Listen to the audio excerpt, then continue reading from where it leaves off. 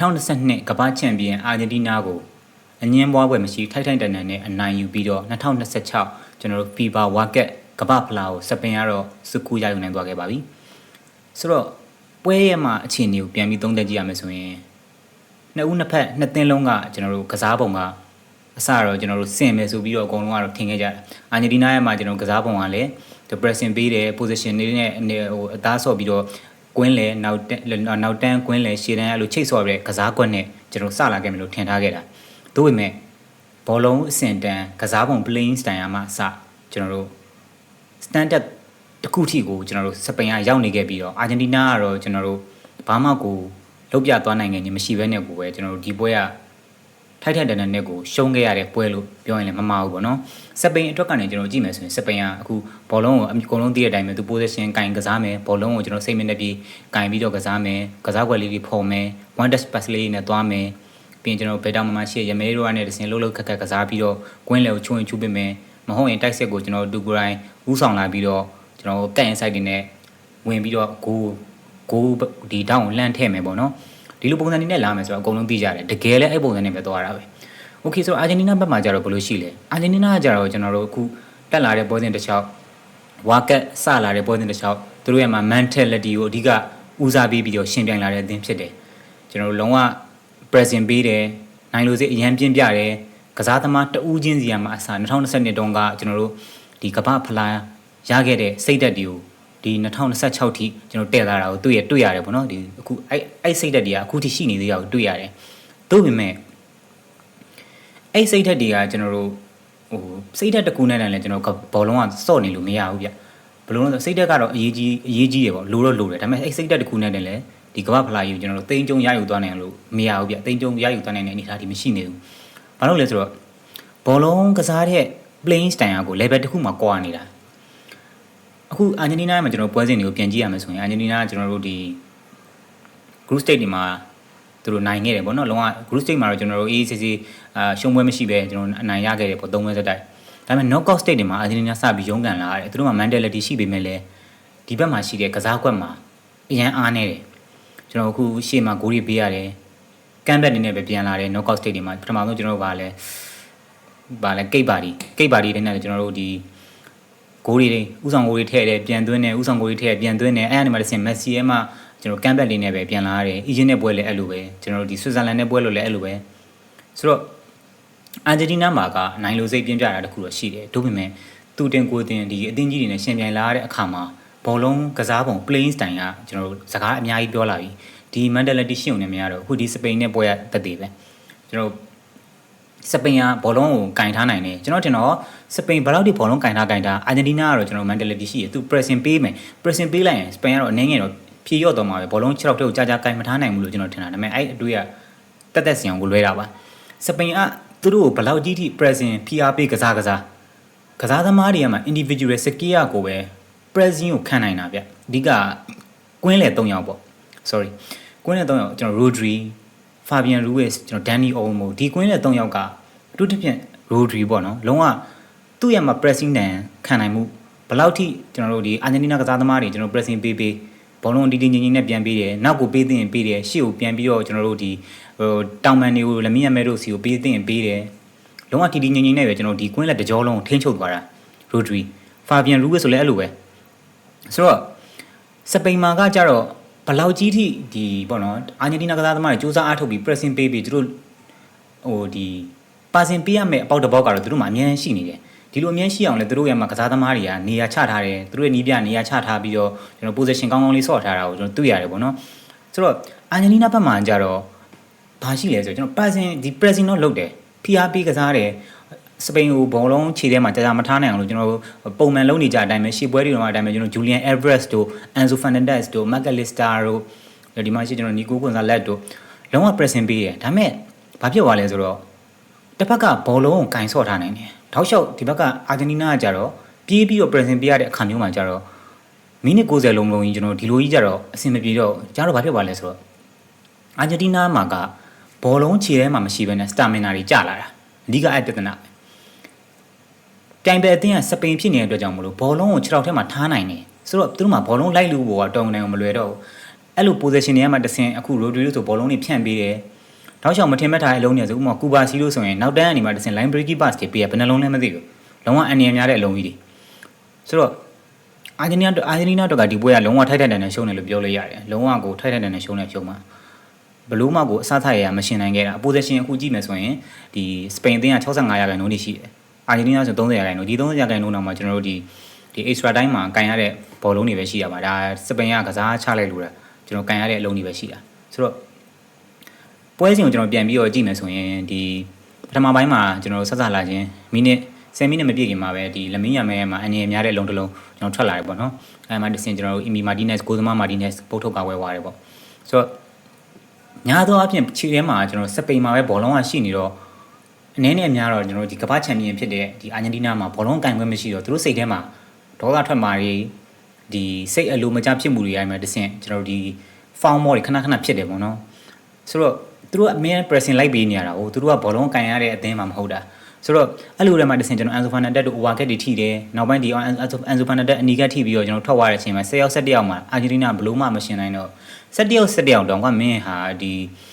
ီမနေ့ခံကန်နေရပါတယ်ဆိုမှ10ယောက်17ယောက်ဆိုတော့သွားရပေါ့ကျွန်တော်ထင်လိုက်ပါတယ်ကျွန်တော်အာဂျင်တီးနားအားပေးရဆိုတော့ငါတို့ငါးကောင်နေလို့ဒီ extra time မိနစ်30ထိတောင့်ခံနိုင်မယ်ဆိုရင်တော့ဒီ penalty ရအောင်တော့ကျွန်တော်50-50အခွင့်အရေးရှိမယ်လို့ထင်ထားတာဒါပေမဲ့မရောက်လိုက်ပါဘူးဒါပေမဲ့ဒီအချိန်လေးထ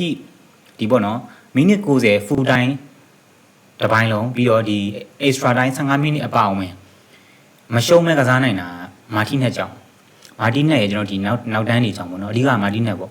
မာတီနက်ရဲ့မှာကျွန်တော်ဒီကိုသမားမာတီနက်ရဲ့မှာ save data မရှိခဲ့ဘူးဆိုရင်အာဂျင်တီးနားကဂိုးပြတ်ရှုံးနေတာကြာပြီကိုသမားမာတီနက်ရဲ့မယုံကြည်နိုင်လောက်အောင်ကောင်းတဲ့လက်စွမ်းပြမှုတွေကတော်တော်လေးကိုအာဂျင်တီးနားဘက်ကိုကျွန်တော်မျှော်လင့်ချက်ဖြစ်စီတယ်ပေါ့နော်ကျွန်တော်ဆိုရင်ဟာမာတီနက်ကတော့လက်စွမ်းပြနေ final တိုင်းမှာလည်းသူအများနဲ့လက်စွမ်းပြတယ်ဆိုတော့ငါကောင်မာတီနက်ကအဆင်ပြေနေပြီပနတီဆိုရင်တော့သူမျှော်လင့်လို့ရမယ်ဆိုပြီးတော့ကိုရီးယားတွက်ထားပေးမယ်လေနောက်ပိုင်းဒီဘလို့လို့ခံနိုင်တော့မဟုတ်ကျွန်တော်တိုင်းစစ်ကတောက်လျှောက်ဆိုလို့မိနစ်90လုံးကတောက်လျှောက်ဖိနေတာဆိုတော့ defensive ခံကန်တဲ့အတင်းကတစ်ချိန်မဟုတ်တစ်ချိန်ကတော့ကျွန်တော်ဂိုးကပေးရတော့မှာဆိုတော့မာတီနက်အကောင်းဆုံးစူးစမ်းခဲ့ပေးမယ်လေကျွန်တော်အဲ့တကူကတော့ဒီ Fernando ရဲ့ဦးဆောင်ကိုနဲ့ပဲစပိန်ကတော့ဒီတကူ0နဲ့ပဲရလနဲ့အနိုင်ယူသွားတယ်ပေါ့နော်ဆိုတော့ကျွန်တော် movement တွေပြန်ပြောမယ်ဆိုရင်ကျွန်တော်တို့အများကြီးပဲအဓိကလမင်းရမယ်ဘက်ကပထမပိုင်းကျွန်တော်တို့မိနစ်10မိနစ်15မိနစ်လောက်မှဖောက်ပေးမယ်လေနောက်ပိုင်းလည်းကြောက်ဒီဘယ်မှာရှိတာကလေးက feel ကိုတို့အကောင်းမဆုံးထိန်းချုပ်ပြသွားနိုင်တယ်ပေါ့နော်ဟိုအလုံးစုံအကုန်လုံးကြီးမပေါအောင်တော့ထိန်းချုပ်ပြတာမဟုတ်ဘဲနဲ့ဒီလမင်းရမယ်ကိုတယောက်ချင်းတယောက်ကြော်ယူမှုတွေကိုသူအတက်နိုင်ဆုံးမရှိအောင်လို့တာကလေးက feel ကိုကျွန်တော်လုံးဝ block လုပ်ထားနိုင်တယ်ပေါ့နော်အခုနောက်ပိုင်းဆိုဒီလမင်းရမယ်ဘက်ကနေပြီးတော့ကျွန်တော် passing တွေပဲထွက်တာတွေ့ရတယ်တဝင်းချင်းချုပ်ဖြတ်မှုတွေတော့မတွေ့လဲရဘူးဆိုတော့နီကိုဝီလီယန်ဆိုလည်းအဲ့လိုပဲဒီတောင်ပံမှာဒီလမင်းဘက်ကပဲဖောက်နေတာကိုဒီစပိန်နီးပြတီးတော့ကြတော့နောက်ပိုင်းဒုတိယပိုင်းဒီမှာနီကိုဝီလီယန်ထည့်လိုက်တော့ဒီတောင်ပံနှစ်ဖက်လုံးကျွန်တော်အန်နီရပေးလို့ရတယ်ပေါ့နော်အဲ့ရနေမှာတစ်ဆင့်ကျွန်တော်တို့ဒီနီကိုဝီလီယန်မှာခေါင်းတိုက်ချပေးဖို့ကနေတစ်ဆင့်ဒီဖရန်ဒရိုကတင်းသွားတယ်ပေါ့နော်ဆိုတော့အာဂျင်တီးနားဘက်မှာကကျွန်တော်တို့အရင်ဆုံးပြောမယ်ကစားသမားဆိုရင်တော့ကွင်းလေကကျွန်တော်တို့စပိန်ကွင်းလေကိုလုံးဝရှင်းလို့မရဘူးမရှင်းနိုင်ဘူးအဓိကအာဂျင်တီးနားမှာကွင်းလေစကားပြောသွားတယ်လို့ကျွန်တော်ထင်တယ်ဒီအသင်းမှာစပိန်မှာကကျွန်တော်ဘောလုံးကိုကောင်းကောင်းကင်ထားနိုင်တဲ့ကစားသမားတွေရှိတယ်ရိုဒရီဖာဘီယန်ရူဘစ်ဒန်နီအော်မိုနောက်ထပ်အခုလူစားဝင်လာတဲ့ကျွန်တော်ဘက်ထရီဆိုဘောလုံးကိုစိတ်မနေပြီးကင်ထားတဲ့ကစားသမားသူစီကဘယ်လောက်ထိကျွန်တော်တို့သွားလူမရဘူးအဲ့လိုကစားသမားတွေအလဲတန်းမှာအခုကျွန်တော်တို့ဒီအာဂျင်တီးနားမှာအလဲတန်းမှာဘယ်သူရှိတော့ကျွန်တော်ဒီဘောရိုဒီဂိုဒီဘောရှိမယ်ကျွန်တော်ဒီအန်ဆိုဖာနက်တက်ရှိမယ်ပြီးရင်မက်ကလေးစာရှိမယ်ဒီ၃ယောက်ထဲမှာကျွန်တော်ဒီ final ပွဲမှာသဘောမကျဆုံးကစားသမားကိုပြောပါဆိုရင်ကျွန်တော်အနေနဲ့တော့မက်ကလစ်စတာကိုပြောရမယ်မက်ကလစ်စတာကကျွန်တော်တို့ဒီ2020 final မှာတော့သူ asset တစ်လုံးလောက်သွားအောင်ဒီဟိုတော်တော်လေးကောင်းခဲ့တာဒါပေမဲ့ဒီအခုဒီနေ့ပွဲစဉ်မှာတော့မက်ကလစ်စတာထင်သလောက်ထိခြေစွမ်းမပြနိုင်ခဲ့ဘူး sorry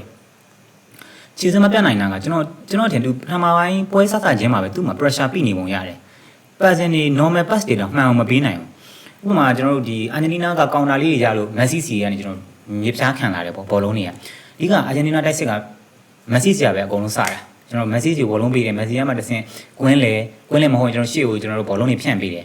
ဆိုတော့အဲ့လိုဘောလုံးတွေကျွန်တော်တို့တိုက်စစ်ပြန်လဲကောင်းတာဆင်လာရင်အကုန်လုံးကကျွန်တော်တို့ဒီမက်ဆီစီကိုပေးလိုက်တဲ့အချိန်မှာရှေ့ကိုတက်ကြတယ်အန်ဆိုဖာနန်ဒက်တို့ကျွန်တော်တို့ဒီဂျူလီယန်အရက်တို့ရှေ့ကိုတက်တဲ့အချိန်မှာမက်ကလစ်စတာကဘောလုံးကိုကျွန်တော်တို့တိုက်စစ်ကိုအရှင်ကိုထပ်မတက်ဖက်နဲ့နောက်ကိုပဲပြန်ပေးရများတယ် safe pass တွေပေါ့နော်အဲ့လို safe pass ပေးရတော့မှတချို့ pass တွေမမှန်ဘူးမက်ကလစ်စတာကျွန်တော်သူ pressure ပြနေပုံရပါတယ်မက်ကလစ်စတာဒီဘက်မှာတော်တော်လေးညံ့တယ်ပေါ့နော်ပြီးတော့ Ansu Fernandez တို့ဘာလို့ဆိုရင်ဘာမှမလုံးနိုင်ဘူးလောက်ကွက်ကိုမရှိလိုက်တာ ဂျင်တီးနားတက်လုံးကိုလောက်ကမရှိလိုက်တာအဓိကအန်ဆူဖာနက်တက်တို့လည်းကျွန်တော်ကွင်းလယ်မှာတောက်လျှောက် pressing ပေးနေရတာနဲ့ပဲကျွန်တော် stamina တွေကုန်သွားတဲ့အတွက်ကြောင့်မလို့ဘာမှကိုမလုံးနိုင်နိုင်ဘူးဆိုတော့အာဂျင်တီးနားကတော့ထိုက်ထိုက်တန်တန်နဲ့ရှုံးသွားတဲ့ရှုံးလို့ပဲဒါကျွန်တော်ပြောရမယ်နောက်ထပ်အဓိကကျွန်တော်တို့အဓိကအခု mention လုပ်ချင်တာက Messi ပေါ့နော် Lionel Messi ရဲ့မှာကျွန်တော်ဒီပွဲ performance ကိုကြည့်မယ်ဆိုရင်အရန် limit လောက်ခံထားရတယ်အရန် limit လောက်ခံထားတဲ့ကစားသမားဘယ်လိုဆိုတော့အာဂျင်တီးနားအသင်းမှာကကျွန်တော်တို့ဒီပေါ့နော်ဘောလုံးရသွားပြီကစားဖို့ attacking စပြီးဖော်ပြီးဆိုရင်ကျွန်တော် Messi စီကိုစပေးရတယ်ဒါကိုစပိန်ကစားသမားတွေသိတယ်ဆိုတော့ဘာစပိန်ကစားသမားတွေဘယ်လိုလုပ်လဲဆိုတော့ Messi စီကိုဘောလုံးမရောက်ခင်ကျွန်တော်ရှေ့မှာချက်ချင်းကျွန်တော်တို့ကစားသမားတွေအကုန်လုံး mid block မှာအကုန်လုံးပိတ်ထားပြီးတော့ Messi စီဘောလုံးမရောက်ခင်အရင်ဆုံးဂျိုးဖြတ်တာအာဂျင်တီးနား pressing ကောင်းတယ်ဆိုတာလဲစပိန်ကလည်းသူကောင်းတဲ့လောက်ကောင်းတယ်ဗျအာဂျင်တီးနားဘောလုံးကိုခြေထဲမှာကန်ထားလို့မရဘူးအာဂျင်တီးနားခြေထဲမှာဘောလုံးကန်ထားလို့မရဘူးဆိုတော့အာဂျင်တီးနားကသားမှာဆက်လက်ပြီးလေထဲမှာအန်ဇူဖာနန်ဒက်တို့ဒီမက်ကလစ်စတာတို့ရှေ့ကိုပြီးမှကြရင်ဒီစပိန်ကလုံးဝ pressing လာပေးရတဲ့အတွက်ကြောင့်ရှေ့ကိုမပေးအောင်နောက်ကိုပဲပြန်ပေးရတယ်ကိုသမားမာတီနက်နဲ့ပဲပြန်ချိတ်ဆက်လုပ်ရတယ်မာတီနက်ကိုပါစင်လိမ့်ပေးဖို့မရှိဘူးမာတီနက်ကိုပေးတယ်အဲ့မှာမာတီနက်ကနေရှေ့ကိုကန်တင်တယ်ရှေ့ကိုကန်တင်လိုက်တော့ကြတော့ကျွန်တော်ရှေ့မှာခေါင်းတိုင်းမိတ်လို့ရှိလားဆိုတော့မရှိဘူးဆိုတာအာဂျင်တီးနားကစားသမားတွေကရက်ကပူတယ်ပူတော့ကြတော့ကူဘာစီတို့နောက်မှရှိတဲ့ဒီဘာတော့လက်ပေါ့တို့ကခေါင်းကျွန်တော်ပထမဘောဘယ်လောက်ထိလောင်းဘောလာကျွန်တော်ခေါင်းကဥပြီးသားပဲစက္ကန့်ဘောရလာဆိုလဲစက္ကန့်ဘောကမရဘူးစက္ကန့်ဘောကိုထောင်းမဲ့လူတွေကကွင်းလယ်မှာ Rodri တို့ဘာလို့ရှိပြီးသားဆိုတော့အာဂျင်တီးနားတော့ကဘောလုံးရနိုင်မှု chance ကအရန်နည်းတယ်ဆိုတော့ Messi စီကိုဘောလုံးရောက်ခံမှ pass တွေကထွက်မှာဆိုတော့စပိန်ကဒါကိုသိရတဲ့ကြောင့် Messi စီကိုရောက်ပြီဆိုရင်လေကွင်းလယ်3ယောက်က Messi ကိုကတ်ထားပြီးသားပဲ defense မှာဆိုတော့ Messi မှာလောက်ကွက်ကလည်းမရှိတော့ဘူးဒီလိုအဲ့လိုလောက်ထားရင်ကြားရတဲ့တော့မှ Messi တချို့တလုံးနေဆိုကျွန်တော်ထွက်တယ်ဗျာဒီ dribble ဆွဲသွားတဲ့အလုံးနေဆို Rodri တို့ဘာလို့ဆိုရင်ဒါဒီလူ body တိုက်လိုက်ရတဲ့လုံးနေမျိုးဆိုရှိတယ်ပေါ့Messi စီမှာရောက်ပြီဆိုရင်တော့ passing တွေကထွက်သွားပြီ passing ထွက်တဲ့အချိန်ကျတော့လေကျွန်တော် Messi ကတော့တစ်ဖက်ကိုကျွန်တော်ဘောလုံးတွေပဲဖြန့်ပေးလိုက်ပြီးရှေ့မှာရှိရဘယ်သူဆို Nico Gonzalez ဆိုတော့တောင်ပန်စစ်မရှိဘူး Gonzalez တို့ကလည်းဒီ Spain နဲ့ပွဲမှာဘာမှသုံးစားလို့မရဘူးဆိုတာကစားသမားတယောက်ချင်းရဲ့မှာကျွန်တော် individual skill ကိုအရန်ကွာနေတာကျွန်တော် Petro Porro တို့ဘာလို့ဘလို့မှကြော်လို့မရဘူးဒီ Gonzalez တို့ဆိုတော့စဉ်းစားကြည့်ရင်ရိုးရှင်းရှင်းပဲစဉ်းစားရင် Ansu Fati တို့ဒီ McAllister တို့ကကွင်းလယ်မှာ present ပေးနေတာအလုပ်ရှုံပြီးတော့ stamina ကုန်နေပြီပါစင်တွေလည်းကောင်းကောင်းမထွက်ဘူးဆိုတော့အဓိကအနေနဲ့များတာဘာလို့လဲ Messi ပဲရှိတော့တယ်စပိန်မှာ Messi ကိုပိတ်ထားလိုက်ရင်ပြီးသွားပြီသူတို့အတွက်ပြဿနာဘာမှမရှိတော့ဘူးဒါကြောင့်မို့လို့လဲအာဂျင်တီးနားကမိနစ်90လုံးလုံးဂိုးပေါက်ချင်းချောင်းမှုတစ်လုံးမှကိုဂိုးပေါက်ကန်သွင်းမှုမရှိခဲ့တာဘယ်တော့တောင်အောင်ကောင်းတယ် final ရောက်ခဲ့တဲ့အသင်းဆိုတော့ဘောလုံးကစားတဲ့ standard level လည်းကွာတယ်ကျွန်တော် individual ကစားသမား skill ညာလည်းကွာတယ်ဆိုတော့ Messi လောက်ပဲအနေနဲ့များနေတဲ့အာဂျင်တီးနားကို Messi ကိုအကုန်လုံးဒီ defensive နဲ့အကုန်လုံးအလယ်ထဲမှာပိတ်လိုက်တဲ့အချိန်မှာဘာမှကိုလုပ်လို့မရဘူးဖြုတ်သွားတာအနေဒါတော့မှကျွန်တော်တို့ဒီ extra time မှာဆိုရင် Messi ဘက်ကနေပြီးဘောလုံးတွေထားလာလို့ dribble ကိုသူတက်နိုင်ဆုံးအသင်းကိုသူရတဲ့လောက်တော့သူဆွဲခေါ်သေးတယ်ကျွန်တော်မျှော်လင့်မိလိုက်ပါသေးတယ်ကမ်းဘက်လေးများပြန်လာနိုင်မလားပေါ့နော်ဒီ extra time ဒုတိယပိုင်းအချိန်ကို15မိနစ်ပေးလိုက်တဲ့အချိန်မှာ Messi သူ flip လုပ်ပြီးတော့ battery ကိုကြော်ယူသွားပြီးတော့ဒီ Cucurella ချမ်းကနေပြီးတော့ကွင်းလေကိုချိုးပေးလိုက်လို့ဆိုတော်တော်လေးကောင်းတယ်အဲ့ဒီအချိန်ဒီမှာကျွန်တော်တို့ဟိုပါပေါ့ဒါလဲအဲ့ဒီအာဂျင်တီးနားနောက်တန်းကစားသမားတယောက်ကျွန်တော်နာမည်မိနေလို့သူသွင်းလိုက်တာဒါမဲ့ဒီစပိန်ကနောက်တန်းကဖြတ်ထုတ်သွားတဲ့ကြောင့်ဘေးကနေပြီးတော့ရှက်ထွက်သွားတယ်ပြီးတော့တောင်းကမော်တစ်လုံးအာဂျင်တီးနားဘက်ကမိုးမန်ဆိုတော့အဲ့ဒါပဲပြောလို့ရှိတယ်တနေ့ကမရှိဘူးဆိုတော့အဲ့ဒီမှာစင်မီယိုနီလာမသိဘူးပိုင်းပြီးကန်လိုက်တာလုံးဝအပေါ်ကြီးထောင်တက်သွားအဲ့လုံးဆိုလဲလာရာခဲလာတဲ့အခွင့်အရေးပဲဆိုတော့အာဂျင်တီးနားဘက်ကရှုံးလိုက်ရတာတန်လို့ပြောရမယ်ဘာမှအခွင့်အရေးမဲရမရှိဘူးရတဲ့အခွင့်အရေးကလည်းဒါစပိန်ကစားချလိုက်လို့ရလိုက်ရတဲ့အခွင့်အရေးတွေပဲဒီအခွင့်အရေးတွေကိုလည်းသုံးချနိုင်လားဆိုလည်းမချနိုင်ဘူးဒါပေမဲ့ပြောချင်တာဒီအခွင့်အရေးတွေကိုစပြီးဖန်တီးပြတာတော့ Messi ပဲ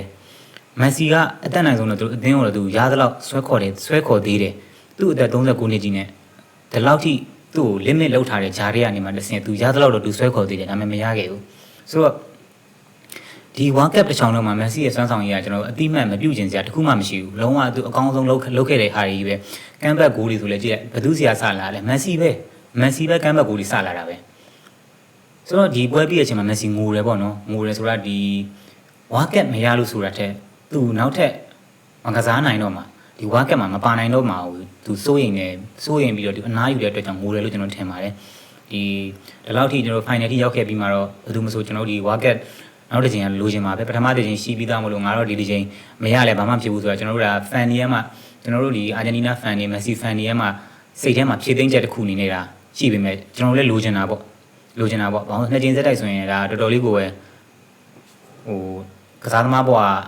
ဇက်သိန်းကတော်တော်ကြီးလှသွားပြီပေါ့နော်ဒါပေမဲ့အခုလဲသူအကောင်းဆုံးလုပ်ခဲ့ပါတယ်မက်ဆီအာဂျင်တီးနားရှုံးမိမယ်လေမက်ဆီမရှုံးဘူးဆိုတော့တယ်လို့ဟာကိုပြောတာမက်ဆီအသက်နိုင်ဆုံးတော့သူအတင်းကိုဆွဲတင်ပေးခဲ့ပါတယ်မာတီးနဲ့လည်းကောင်းနေပေါ့နော်ဒီပွဲမှာမာတီးနဲ့ကတော့အာဂျင်တီးနားဘက်မှာ man of the match ရတဲ့နဲ့ဟိုကစားသမားလို့ထင်တယ်ဘာလို့လဲသူကြီးပဲပုံနေရတာဟုတ်သူကြီးပဲပုံနေရတာဒါပေမဲ့မှာသူကြီးပဲပုံနေရတာစပိန်ရဲ့မှာတက်စစ်ကိုသူတယောက်တည်းပဲဒိုင်းငံကာနေရတယ်လို့ဖြစ်နေโอเคဆိုတော့စပိန်ကတော့ဥရောပချန်ပီယံနဲ့အခု World Cup ဆုနှစ်ကြိမ်တောင်ကျွန်တော်တို့ရယူထားနိုင်တဲ့အသင်းစတင်ဖြစ်သွားပြီပေါ့နော်ကြည့်ရှုပါပေးတဲ့သူအားလုံးကျေးဇူးအများကြီးတင်ပါတယ်